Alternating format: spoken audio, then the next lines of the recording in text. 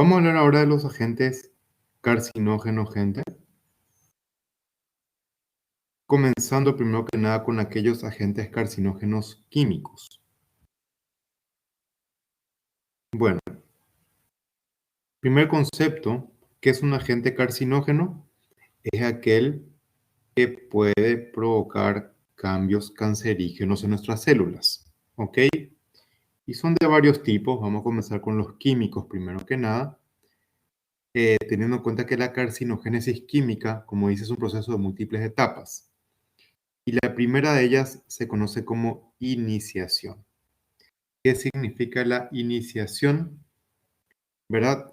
Eh, Corresponde a un agente químico con capacidad, perdón, de producir un daño irreversible en el ADN celular, o sea, capaz de producir una mutación del ADN. ¿Ok? Eh, pero un concepto importante, la iniciación por sí sola no es suficiente para que se forme un tumor. Les explico por qué. Para que un tumor se forme, ese ADN dañado o mutado tiene que ser transmitido a células hijas. Por lo tanto, si la célula mutada no sufre división celular, eso no va a ocurrir y obviamente no se va a formar un tumor. ¿Ok? Por eso es que dice ahí abajo que es necesario por lo menos un ciclo celular para que el cambio en el ADN se haga fijo. Bueno, ¿y qué sería la promoción? Es la inducción de células iniciadas o con una mutación en su ADN a que las mismas se dividan. La promoción tampoco es carcinógena de por sí sola, porque si yo expongo a una célula normal a un agente promotor, el promotor va a producir en esas células una hiperplasia, porque estamos hablando de células normales. Pero si el agente promotor actúa sobre células mutadas, que al dividirse van a transmitir ese ADN mutado a células hijas, entonces ahí sí, obviamente, puede provocar que se forme una neoplasia. ¿Ok? El agente promotor no provoca daño en el ADN. ¿Ok? Y además la promoción es totalmente reversible. Y por eso dice ahí que aunque no causa el agente promotor mutación en el ADN, sí provoca división celular, provoca mitosis en las células mutadas. Entonces sería más bien la acción conjunta del agente inductor con el agente promotor lo que realmente es capaz de provocar o puede ser capaz de provocar un cáncer. Ninguno de los dos por sí solo. Bueno, y este gráfico justamente explica todo lo que estamos diciendo. Lo que vemos de color amarillo corresponde al agente iniciador. Lo que vemos de color rojo es el agente promotor.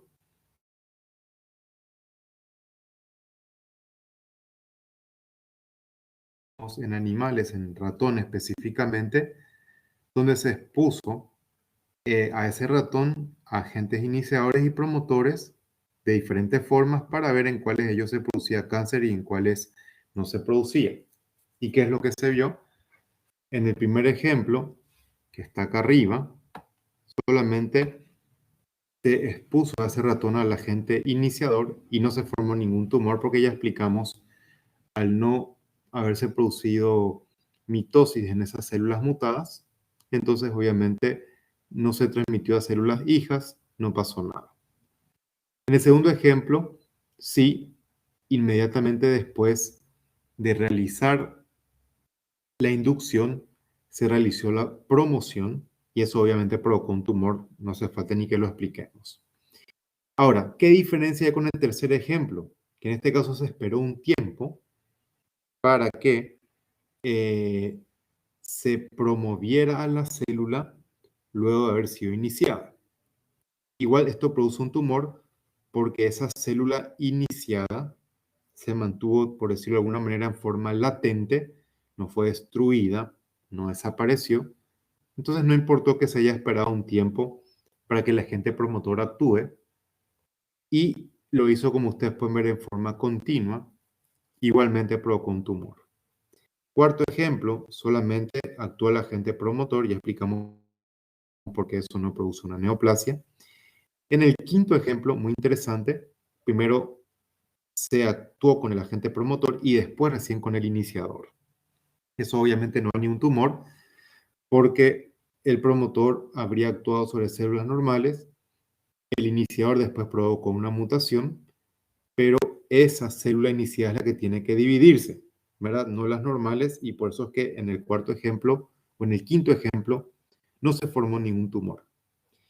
Y último ejemplo es el más interesante de todos, porque fíjense ustedes que en este caso sí el agente promotor actuó después del iniciador, pero no en forma continua, sino el agente promotor lo fue haciendo en forma espaciada en el tiempo. ¿Por qué esto no lleva a una neoplasia, gente? Porque si el promotor no actúa en forma continua, da tiempo a que se activen mecanismos defensivos que van a evitar que esa célula mutada pueda dividirse. Entonces, ¿qué es lo que hacen?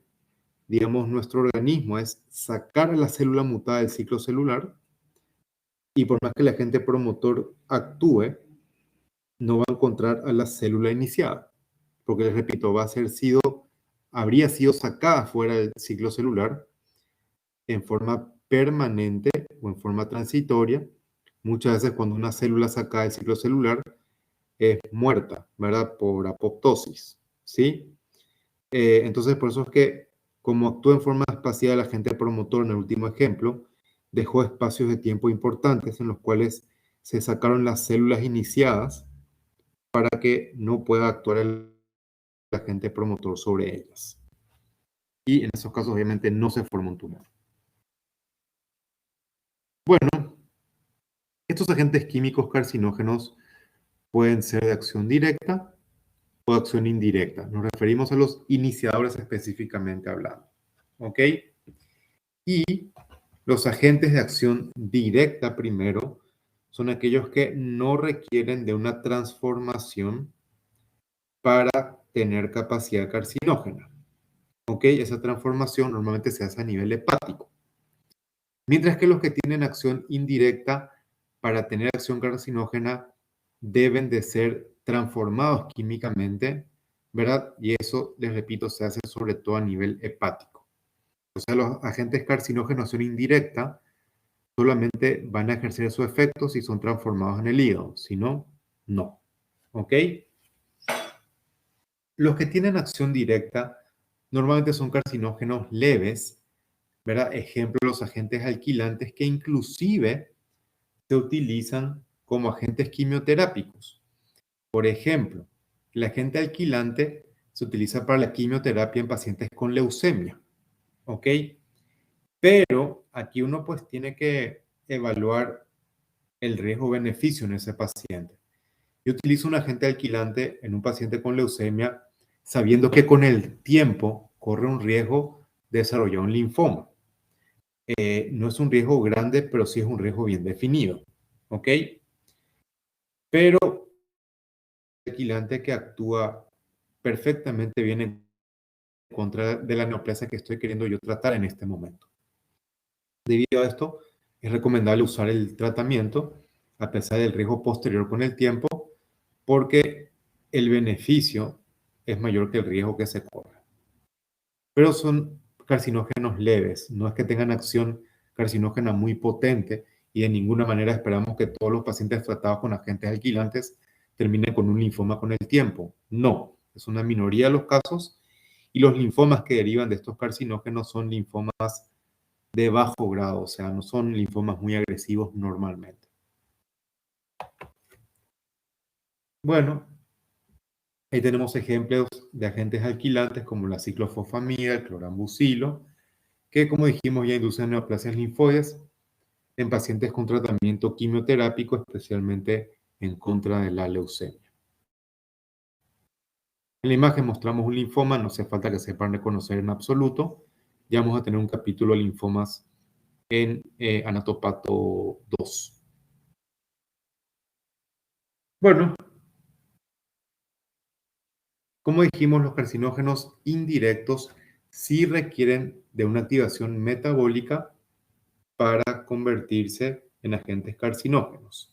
Y hechos son la mayoría, ¿sí?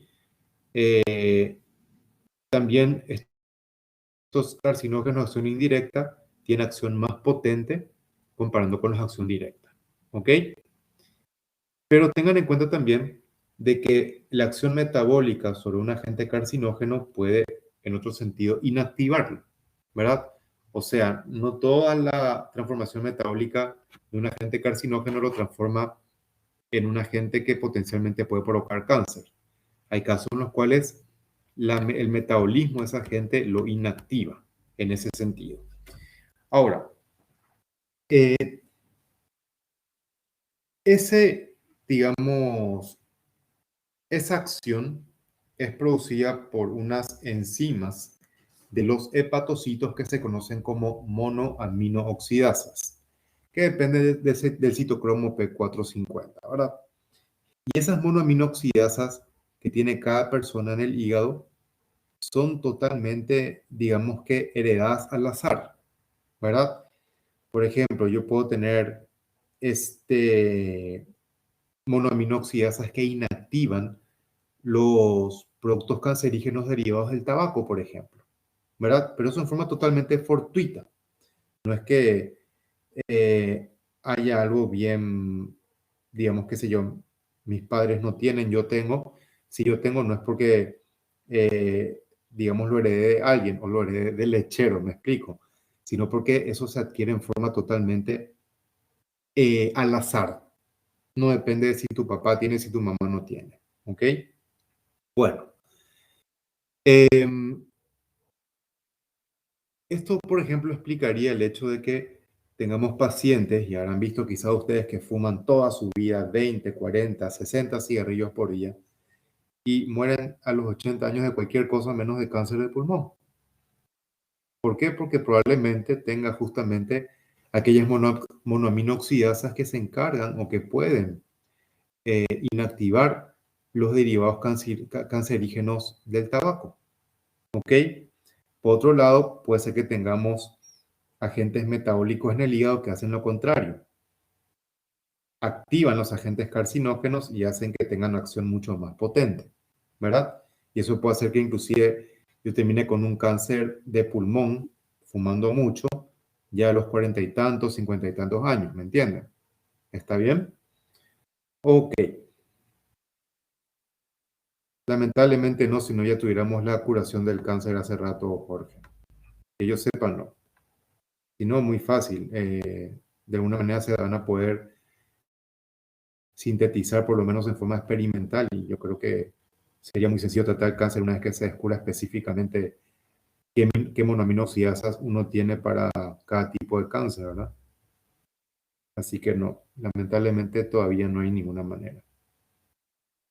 Si yo me entero, por ejemplo, que tengo monoaminoxidasas en contra del tabaco, voy a empezar a fumar todo el día. ¿Entendés? Así de sencillo es. Mientras tanto me voy a cuidar nomás. Bueno, muy bien. Dentro de los carcinógenos químicos de acción indirecta, justamente los derivados del tabaco se conocen como hidrocarburos aromáticos policíclicos, ¿verdad? Ejemplo, el benzopireno, ¿sí?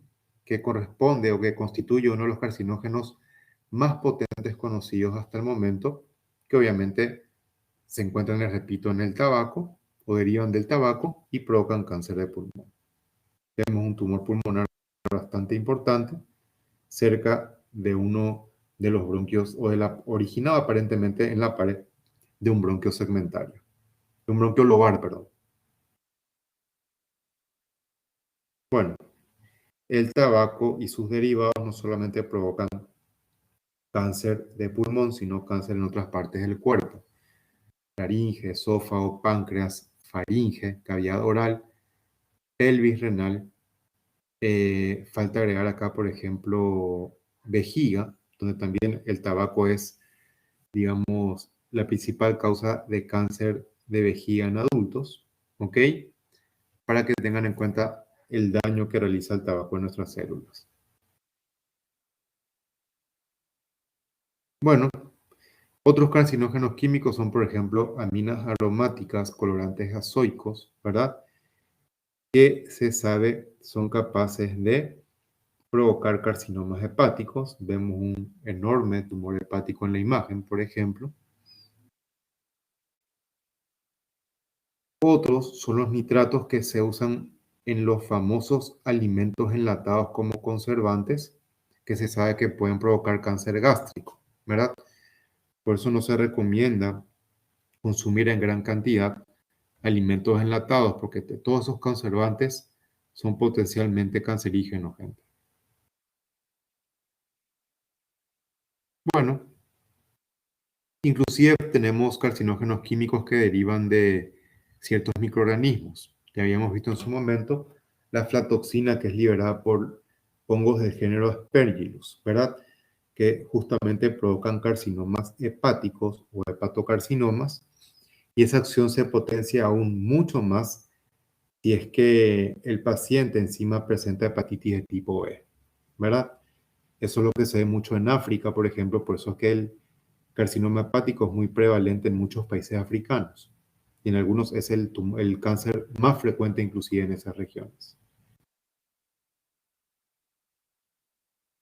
Bueno, ya explicamos ya que dentro de los agentes promotores no son carcinógenos de por sí, ¿verdad? Dependen de una acción previa por parte de un iniciador, y que lo que hacen es más que nada producir una división celular acelerada en aquellas células mutadas. ¿Cuáles son ejemplos de promotores? Hormonas, por ejemplo, ¿verdad? El estrógeno, la progesterona, el, este, la testosterona, son todos agentes que son mitógenos de por sí y pueden provocar cáncer en diferentes partes del cuerpo, ejemplo, la glándula mamaria, ejemplo, el endometrio, ejemplo, la próstata, por alguno de ellos, ¿verdad? El alcohol también es un agente promotor importante, ya que el daño que el alcohol produce genera cambios regenerativos con mitosis rápidas. Si se produce en un órgano con mutaciones previas, eso es un factor de riesgo importante para cáncer. Y las sales biliares son también promotores importantes de cáncer en la vesícula biliar, ¿verdad? Sobre todo, más que nada, las sales biliares que se asocian a la presencia de cálculos biliares es un estímulo importante para la promoción de células previamente mutadas en ese órgano. Bueno, vamos a la carcinogénesis física ahora, y vamos a hablar un poco de los rayos ultravioleta y las radiaciones ionizantes.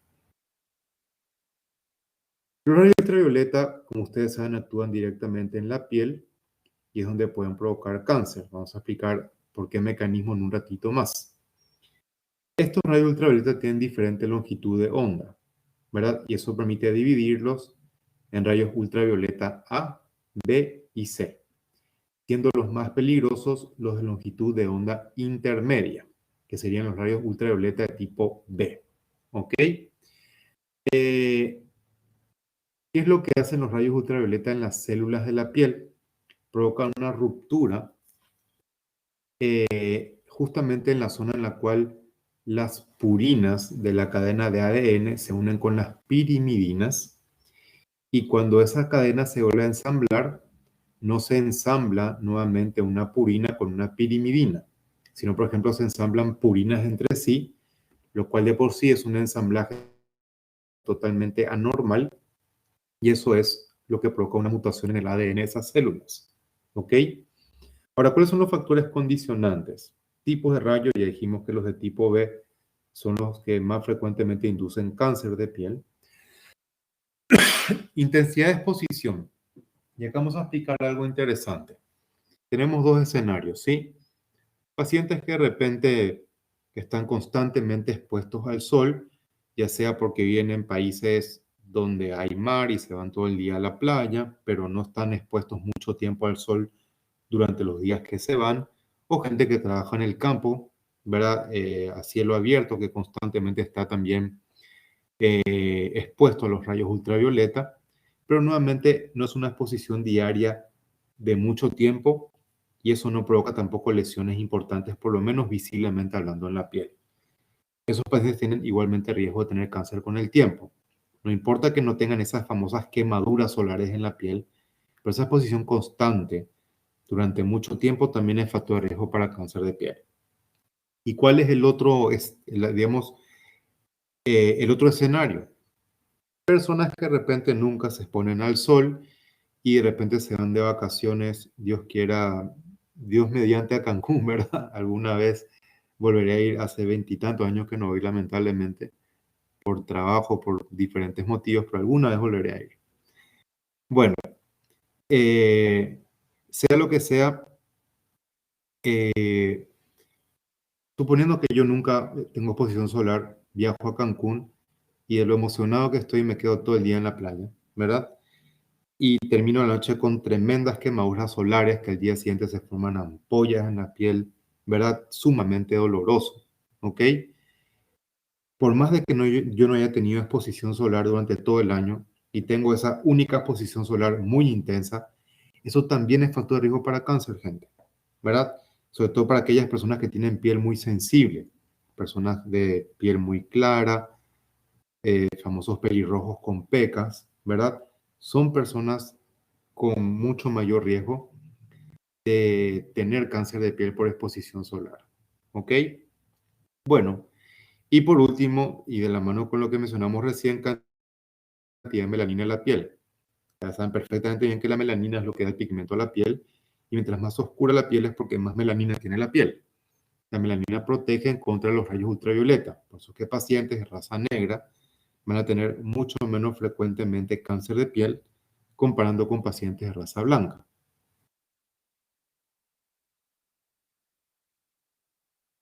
Bueno, ¿cuáles son los tipos de cáncer que principalmente derivan por exposición a rayos ultravioleta? El carcinoma escamoso, el carcinoma vasocelular y el melanoma. ¿Ok? Carcinoma vasocelular vamos a estudiar en su momento que es un carcinoma eh, muy poco, digamos, agresivo, ya que casi nunca da metástasis. El carcinoma escamoso tiene cierta agresividad en la piel dependiendo del grado histológico, del estadio, ¿verdad? Porque el carcinoma escamoso de piel puede ser potencialmente grave. Y el que es más agresivo de todos es el melanoma. Vamos a verlo con detalle, les repito, cuando vemos cáncer de piel, en el capítulo correspondiente a Anatopato 2. Las imágenes muestran acá tanto macro como microscópicamente lo que se conoce como carcinoma vasocelular. Bueno, y estas son imágenes de melanoma, las que vemos arriba. Les repito, no vamos a explicar nada de esto, no corresponde todavía a este capítulo. Sí, es una imagen, digamos que, por decirlo de alguna manera, para adornar la diapositiva. Como les dije, ¿verdad? ¿Qué es lo que hacen justamente los rayos ultravioleta? Rompen las uniones en el ADN entre purinas y pirimidinas, haciendo que cuando esa doble hélice de ADN se vuelva a ensamblar, se unen entre sí dímeros de pirimidina, ¿verdad? Provocando una mutación que obviamente, si esa célula se llega a dividir, termina provocando un cáncer posteriormente. ¿Ok? Bueno, obviamente el ADN dañado por esta forma, de esta manera en las células epiteliales potencialmente puede repararse. Pero cuando el daño supera la capacidad de reparación, es que ocurre ese riesgo que estamos mencionando. ¿Ok? Además, se sabe que los rayos ultravioleta provocan mutación de los genes KRAS y P53. ¿Qué son estos genes? No se preocupen que lo vamos a explicar en la clase del lunes. ¿Ok? No hace falta que lo sepan todavía, solamente a modo de ejemplo. Bueno, existe una condición genética que se conoce como ceroderma pigmentado, en el cual las células de la piel tienen una incapacidad de reparar el ADN dañado por los rayos ultravioleta. Y eso hace que estos pacientes tengan un riesgo de tener cáncer de piel 2000 veces más que una persona normal. Lamentablemente estas personas no tienen que tener absolutamente ninguna exposición solar, si es que no quieren terminar con un cáncer a edades muy tempranas de la vida. Es una condición rara, obviamente bastante rara, pero sirve como ejemplo de la importancia de la capacidad reparativa del ADN en diferentes partes del cuerpo. Bueno, están también los rayos o la radiación ionizante. Dentro de este grupo tenemos los rayos X, los rayos gamma y las radiaciones en forma de partículas de tipo alfa, beta, protones, neutrones. ¿Cuáles son estas últimas? Las que se liberan, por ejemplo, luego de la explosión de bombas atómicas. Por eso es que en Japón, donde explotó la bomba atómica en la Segunda Guerra Mundial, es que hubieron casos muy frecuentes de cáncer en la zona, ¿verdad?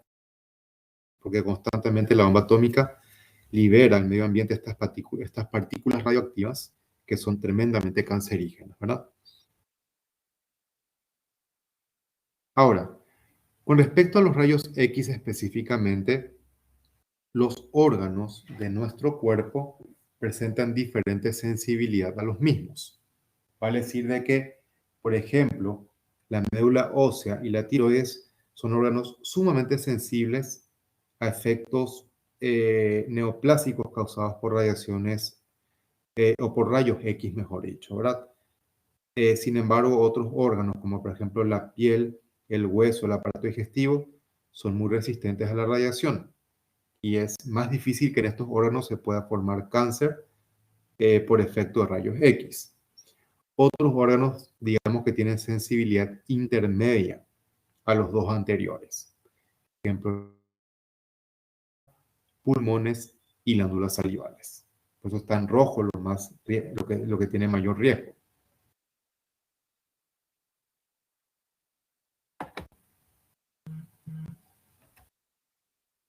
Bueno, aquí tenemos un ejemplo de cáncer de tiroides, ¿verdad? En las dos imágenes inferiores, perdón, y de un cáncer de pulmón en la imagen superior. Como dijimos, la tiroides es un órgano muy sensible a la radiación X, mientras que los pulmones tienen una sensibilidad intermedia en este sentido. Con respecto a las leucemias que se originan de la médula ósea, obviamente la médula ósea es muy sensible a la radiación X, mientras que la mama nuevamente tiene una sensibilidad más bien intermedia. Abajo está la leucemia en el extendido de sangre, que no sé si es un extendido de médula ósea o de sangre nomás, no puedo saberlo porque no estoy viendo todo el panorama. Y todas esas células que están ahí se llaman o se conocen como blastos, ¿verdad? Les comento nomás, no hace falta que sepan reconocer, obviamente, nada de eso por el momento. Y arriba un tumor que corresponde a un cáncer de mama. Bueno, también hay carcinógenos microbianos, ¿verdad? La gran mayoría son virales, pero también se conoce una bacteria con efecto cancerígeno, que es el Helicobacter pylori. Vamos a mirar los ejemplos. Vamos a hablar con respecto a los virus primero y vamos a estar citando especialmente los que son virus de tipo ADN oncogénicos o virus del papiloma humano, el virus de Epstein-Barr, los virus de hepatitis, tanto B como C, y el virus herpes humano de tipo 8, que es el que produce el sarcoma de Kaposi. No vamos a hablar específicamente de eso, pero sepan que es un ejemplo de virus ADN oncogénico.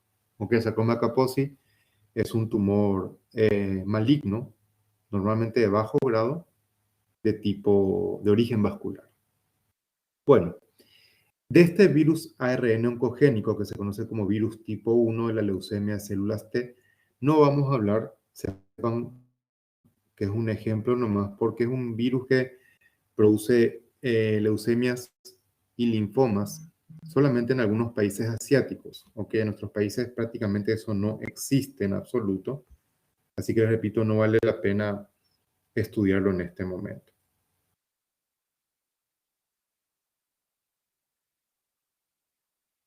Bueno, comenzamos con los virus primero, como les dije. Y hablemos primero del virus del papiloma humano, que tiene un montón de cepas, no todas ellas con la misma capacidad cancerígena. De hecho, los que tienen alta capacidad se conocen como virus de alto riesgo y van a ser de tipos 16, 18, 31, 33, los de alto riesgo. Y los de bajo riesgo se conocen varios tipos, pero son principalmente los tipos 6 y 11. ¿Ok? ¿De qué depende esa capacidad?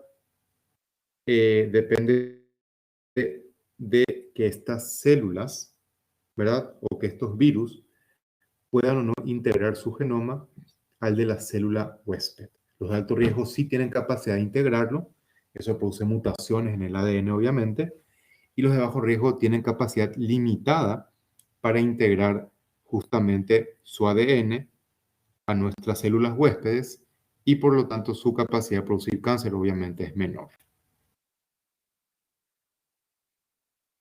Ahora, para que un virus pueda integrar su ADN a nuestro propio ADN, tiene que producir obviamente una interrupción en la longitud del ADN viral. Vale decir de que parte del ADN viral, cuando se integra a nuestro ADN, se pierde. Y lo que se pierde son principalmente los extremos, ¿verdad? O parte de los extremos. En esos extremos, perdón, del ADN viral existen, digamos, existe la secuencia genética que codifica para dos proteínas que se conocen como proteína E1 y E2. ¿Ok? Eso se pierde. ¿Y qué es lo que hacen esas proteínas? Inhiben la formación de otras proteínas que se conocen como E6 y E7. Entonces, para que entiendan, si se pierde la secuencia genética de las proteínas E1 y E2, entonces se van a poder formar estas proteínas E6 y E7, lo cual es perjudicial para nosotros. ¿Por qué? Porque las proteínas E6 y E7 inhiben dos puntos sumamente importantes de control del ciclo celular que corresponden a la proteína P53, inhibida por la proteína E6, y el llamado gen del retinoblastoma, que es inhibido por la proteína E7. Entonces, al perderse esos importantes puntos de control del ciclo celular, es que una célula mutada termina dividiéndose, transmitiendo el ADN a células hijas y finalmente formando tumores. Bueno, acá está explicado básicamente en forma gráfica lo que anteriormente ya dijimos nosotros, ¿sí? Y el HPV sobre todo y más que nada provoca cáncer a nivel del cuello uterino, lejos más frecuente que cualquier otra parte del cuerpo, dando justamente lesiones progresivas de displasia en el epitelio escamoso metaplásico del cuello uterino, hasta llegar a un carcinoma in situ, después un carcinoma invasivo de tipo escamoso en casi todos los casos, a veces también puede ser adenocarcinoma, pero las lesiones previas en ese epitelio pueden verse inclusive con un Papa Nicolau. Por eso es tan importante que el Papa Nicolau se haga en forma, digamos, sistemática a todas las mujeres a partir de su primera relación sexual o en todo caso a partir de la adolescencia, si es posible, para detectar este tipo de lesiones preneoplásicas y no terminar con un cáncer de cuello uterino, la mujer, ¿verdad? Y hablaremos con mayor detalle de esto cuando vemos cáncer de cuello uterino. Hasta este punto lo dejamos ahora mismo.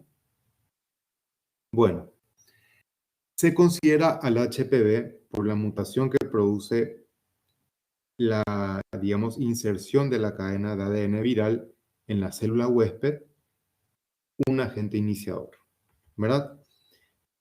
Por lo tanto, se cree que el HPV por sí solo no es del todo cancerígeno, debe actuar un agente promotor. Pero para que se produzca división de las células mutadas es muy fácil a nivel del cuello uterino, porque de hecho la propia flora bacteriana hace que el epitelio del cuello uterino prolifere, no hace falta que haya ni un factor externo muchas veces. Otras cosas que pueden, digamos, contribuir son el tabaco, a unas deficiencias de ciertas vitaminas en la dieta y también infecciones microbianas coexistentes. No me refiero a la flora bacteriana normal, sino, por ejemplo, a una infección agregada por Cándida albicans, por Trichomona vaginalis, por dar algunos ejemplos nomás.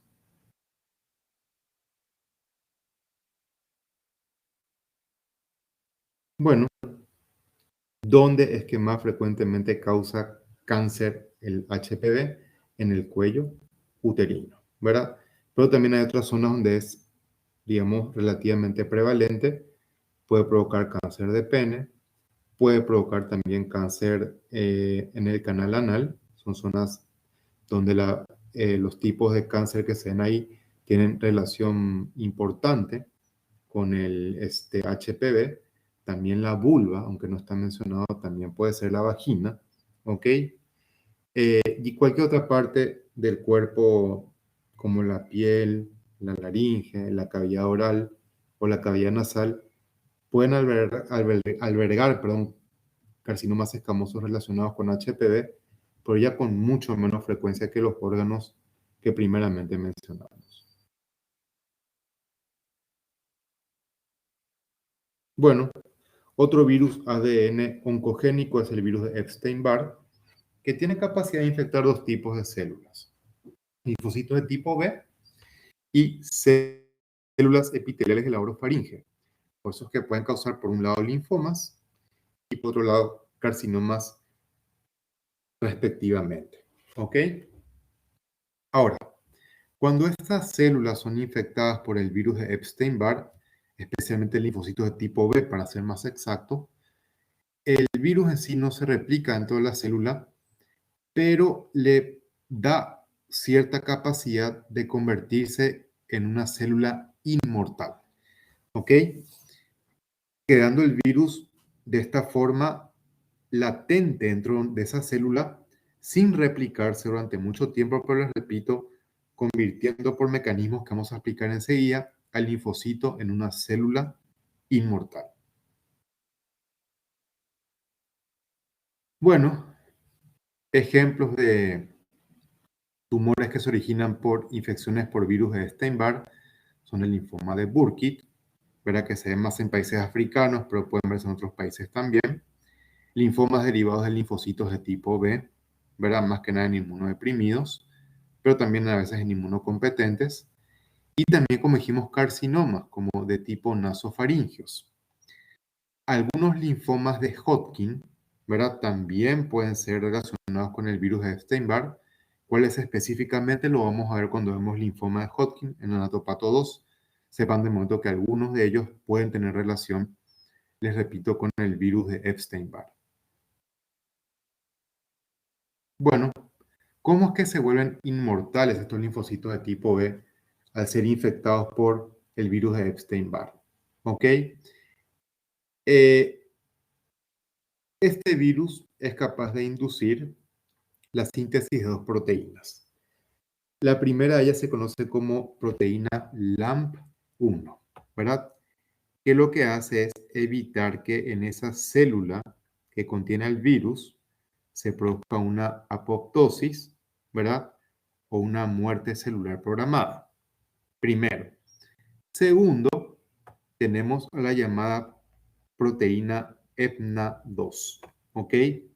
Lo que hace es producir una transactivación de genes de ciclina D, y esto lo que hace es, no tiene nada que ver realmente con inmortalizar a la célula, pero hace que esa célula mutada se comience a dividir, porque al activar la ciclina D permite que progrese el ciclo celular, específicamente lo que corresponde al paso de la fase G1 a la fase S del ciclo celular, ¿verdad?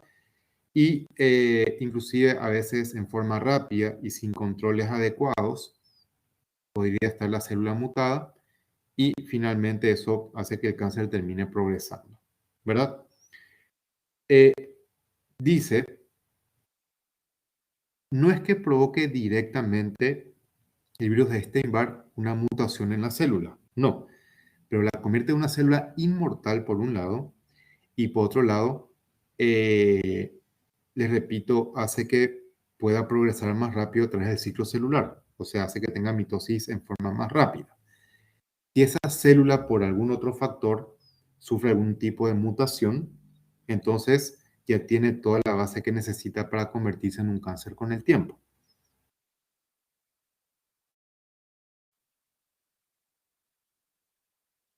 Bueno, tenemos también el virus de la hepatitis B, que presenta justamente o que provoca cáncer más que nada a nivel del hígado, ¿verdad? Específicamente los llamados hepatocarcinomas, que vamos a estudiar también en su momento. El virus de la hepatitis B, ¿cómo es que actúa para producir cáncer en estas células? ¿Ok? Se conoce esto como lesión tóxica. Les voy a explicar cómo ocurre esto. El virus de la hepatitis B provoca ciclos repetidos de proliferación celular en los hepatocitos. ¿Ok? ¿Por qué? Porque la presencia del virus de la hepatitis B puede provocar una cirrosis hepática, además una inflamación crónica en el hígado, ¿verdad? Y tanto la inflamación crónica como la cirrosis empiezan a destruir el tejido hepático normal. Eso crea en forma refleja una proliferación de hepatocitos para tratar de recomponer ese tejido que se está perdiendo. Pero para conseguir haciendo, forman los llamados nódulos de regeneración, tienen que dividirse en forma más rápida de lo normal. Y ciclos celulares rápidos, ¿verdad? Se acompañan también de controles de mutaciones del ADN menos, digamos que, intensos. Entonces, por ahí que, como se veía rápido la célula, el control en las mutaciones no es tan bueno y quizás una célula esté mutada, transmite ese ADN a células hijas y por eso es que puede provocarse un cáncer a partir de este punto. Em, un concepto importante que tiene que tener gente es que las células sufren mutaciones todo el tiempo, ¿verdad? Mucho más de lo que ustedes se imaginan. Solamente que como nuestras células tienen mecanismos para reparar el ADN mutado, o en todo caso matar a la célula mutada para que no pueda dividirse, es que no tenemos cáncer todo el rato en el cuerpo, ¿verdad? El cáncer es muy frecuente, como ustedes saben, pero no es que todo el mundo tenga cáncer de ninguna manera. Si es que fuera, digamos, suficiente todas las mutaciones que uno tiene normalmente, todos vamos a terminar con cáncer en algún punto de nuestra vida, ¿verdad? Pero nuestro organismo, repito, tiene capacidad o de reparar el ADN mutado o de matar a la célula mutada para que no pueda dividirse, ¿ok? Por eso es que sin que directamente el virus de la hepatitis B produzca mutación en las células, se puede producir mutaciones por otra vía, ¿verdad? En forma totalmente fortuita, de hecho, muchas veces, que finalmente termina llevando por el mecanismo que expliqué a que se forme un cáncer, ¿verdad? Además de eso, el virus de Epstein-Barr codifica una proteína que se conoce como hepatitis BX, proteína HBX o hepatitis BX, ¿verdad? Que justamente lo que hace es activar a nuestras células para que se transcriba el ADN que permita que se formen los llamados factores de crecimiento de tipo insulina, 1 y 2, los cuales en condiciones normales actúan a nivel de la placa epifisiaria de los huesos para que los mismos crezcan en longitud, ¿ok? O sea, favorece el crecimiento corporal, dicho de otra manera. Pero estos factores creados de esta manera también pueden actuar sobre las propias células hepáticas, provocando un aumento de su ritmo de proliferación con todos los efectos negativos probables que estamos explicando.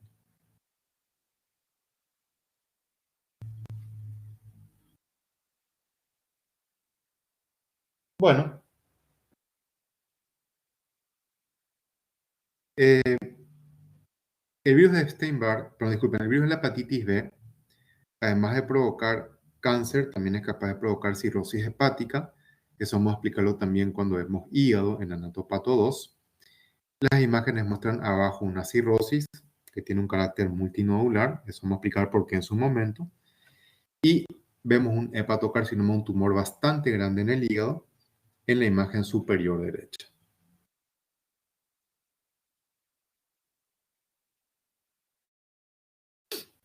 Bueno, por último, disculpen, tenemos también una bacteria capaz de provocar cáncer por mecanismos que vamos a explicar enseguida. Muchas gracias por el saludo. Estoy estornudando hace un par de días, che. No vaya a ser que tenga COVID otra vez. Aunque sería el colmo ya después de haber tenido la enfermedad encima estar vacunado. Me enfermo otra vez. Puede ser, ¿por qué no? Pero no creo, la verdad. Es por estos cambios de clima insoportables que tenemos últimamente. Lunes 43 grados o sensación térmica de 43, por ejemplo. Ayer a la noche refresco. ¿Verdad? Paraguay nomás pasan estas cosas, ¿verdad? Pero bueno, no son los cambios climáticos para mí por lo menos. Bueno, el Helicobacter pylori es capaz de colonizar la mucosa gástrica, especialmente a nivel del antro, ¿verdad?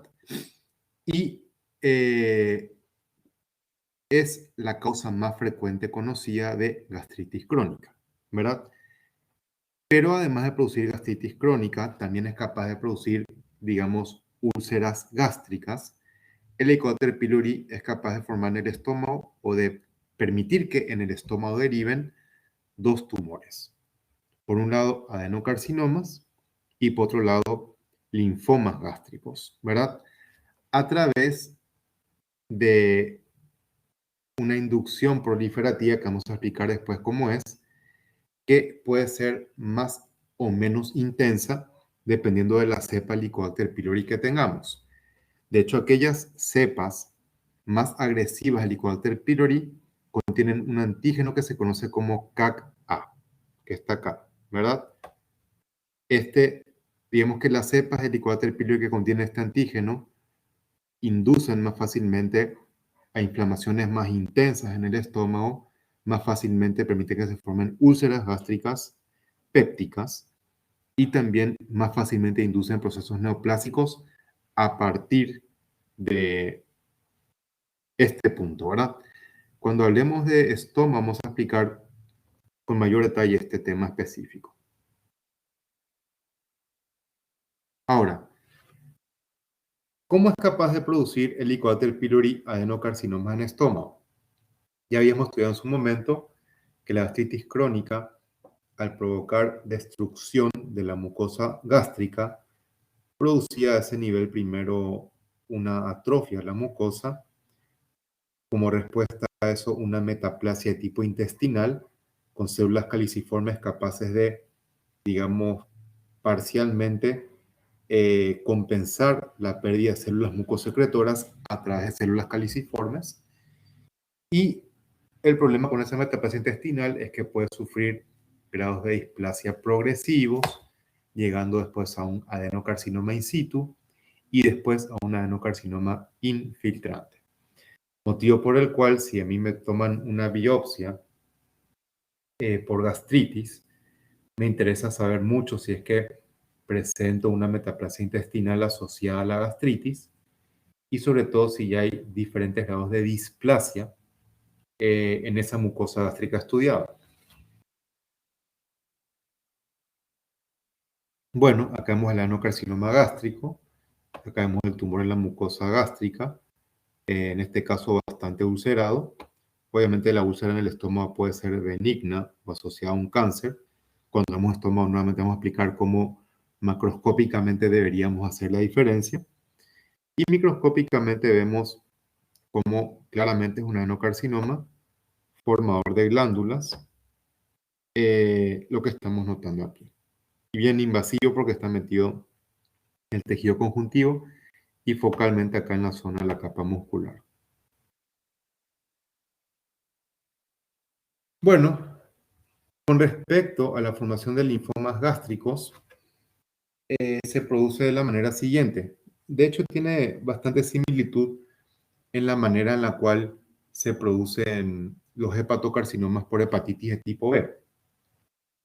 La inflamación crónica de por sí estimula obviamente una proliferación más rápida de linfocitos de tipo T y de tipo B, ¿verdad? Especialmente tipo B en realidad en este sentido, ¿verdad? Porque, bueno, primero se activa la función del linfocito de tipo T, como cualquier inflamación crónica, y después los de tipo T activan linfocitos de tipo B para que proliferen, ¿ok? Y formen realmente el sistema inmunitario que permite defender en contra de la bacteria, etcétera, ¿verdad? Pero como estamos hablando de una gastritis crónica que tiene un buen tiempo de evolución, ¿ok? Entonces hablamos de un tejido linfoide que está proliferando constantemente en el tiempo en forma reactiva. Y nuevamente estos ciclos de proliferación son rápidos, más rápido de lo normal, porque la inflamación persiste. Eso, al igual que lo que vimos en los hepatocitos, por acción de la hepatitis de tipo B, al proliferar rápido las células, provoca ciclos celulares cortos, nuevamente, dentro de los cuales pueden escapar los controles que, digamos, evitan que se transmita el ADN mutado a células hijas, y a partir de ahí es que puede derivar un linfoma gástrico de tipo células B o de linfocitos de tipo B. En su mayoría estos linfomas que derivan por este mecanismo se conocen como linfomas de tipo MALT. MALT es M-A-L-T, que seguramente lo han escuchado ustedes, les escribo ahí en el chat, significa tejido linfoide asociado a las mucosas. Pero como deriva ese tejido linfoide asociado a las mucosas, es que se conoce el linfoma de tipo, como linfoma de tipo MALT. Bueno, ya que vamos el ejemplo del linfoma gástrico, les repito, no hace falta que sepan reconocer linfomas ni macro ni microscópicamente todavía, es a modo de ejemplo solamente. Ya vamos a un capítulo de linfomas gástricos donde sí van a tener que aprender a reconocer los mismos. Les repito, no hace falta todavía. Bueno, gente, esto es todo por la clase del día de hoy. Antes de realizar la revisión del examen con los compañeros que rindieron extraordinario, ¿hay alguna pregunta que quieran hacer?